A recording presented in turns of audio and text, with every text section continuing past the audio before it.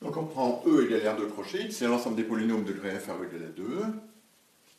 La base tonique c'est E0, E1, E2.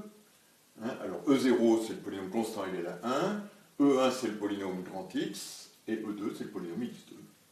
On pose que phi de P c'est X2 P seconde moins X sur 2 P'. Alors il s'agit de démontrer que phi appartient à L de E. Trouver sa matrice. Alors phi appartient à L de E, c'est pas tout à fait évident parce que, a priori, quand on prend un polynôme de degré 2,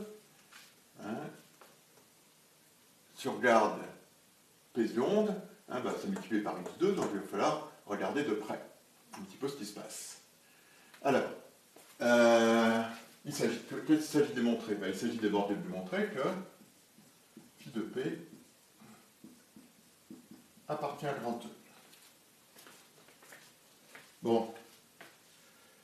Remarquons que si P est de degré n, P seconde est de degré n-2 au plus, donc x de P seconde est de degré n, P' est de degré n-1, donc x sur 2 P' est de degré n, donc x de P seconde moins x sur 2 P' est encore de degré n. Donc ça serait un argument pour dire que si P est de degré inférieur ou égal à 2, eh bien, le polynôme phi de P est de degré aussi inférieur ou égal à 2. Alors ça peut se faire aussi par le calcul, qui va nous servir de toute façon pour la suite. Posons que P de x, c'est AX2 plus BX plus C. On va avoir que P' de x, c'est 2AX plus B, et que P seconde de x,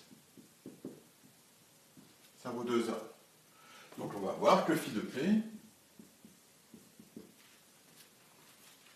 ça vaut combien?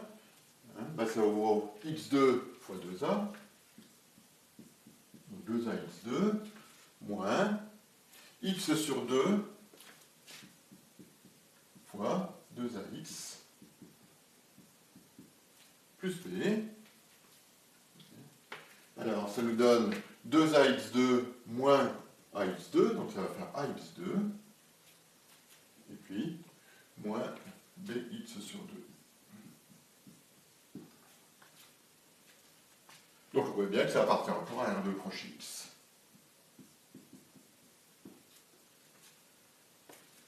Bon, phi de P1 plus P2 égale phi de P1 plus phi de P2.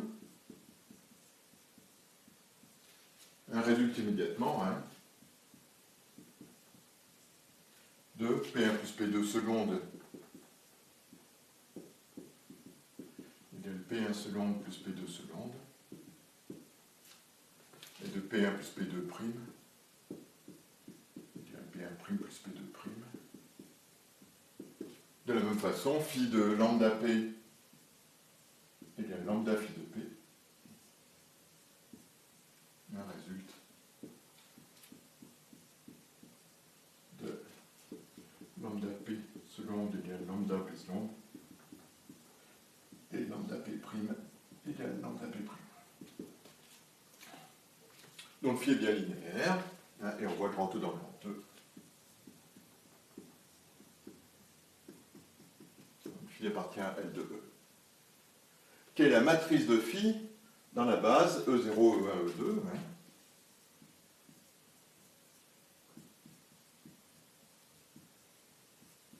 Rappelons que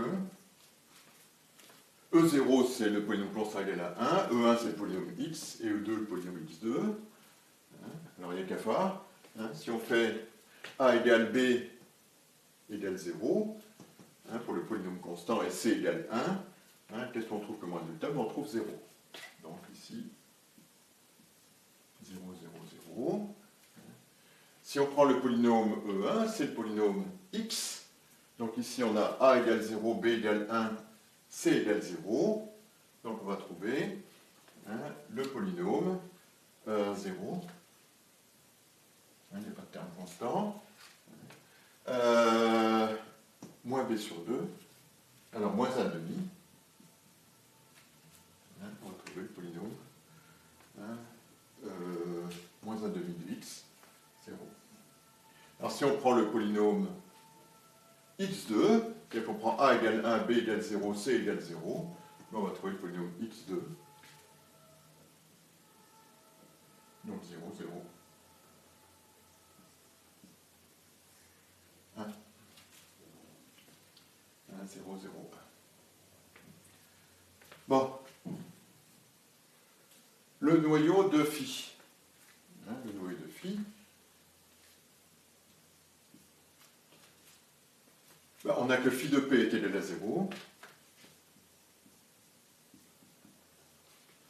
Équivaut, allez regarder le bémol phi de p, a égale b égale 0. Donc finalement, le noyau de phi, c'est R0. D'autre part, l'image de phi, on réalise immédiatement que tout polynôme du second degré sans terme constant est l'image d'un polynôme P, on peut déterminer A et B, donc l'image de phi,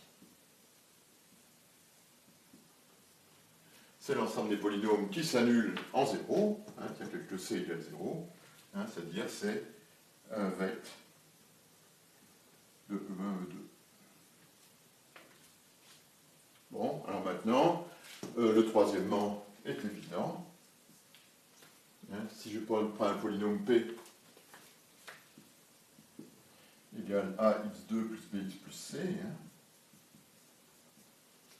il s'écrit A E2 plus BE1 plus CE0. Le vecteur-là, il appartient à l'image de phi. Ce vecteur-là, il appartient au noyau de phi. Et c'est évidemment la seule manière de l'écrire comme un vecteur, comme la somme d'un vecteur de l'image de phi, d'un polynôme de l'image de phi et d'un polynôme de noyau de phi.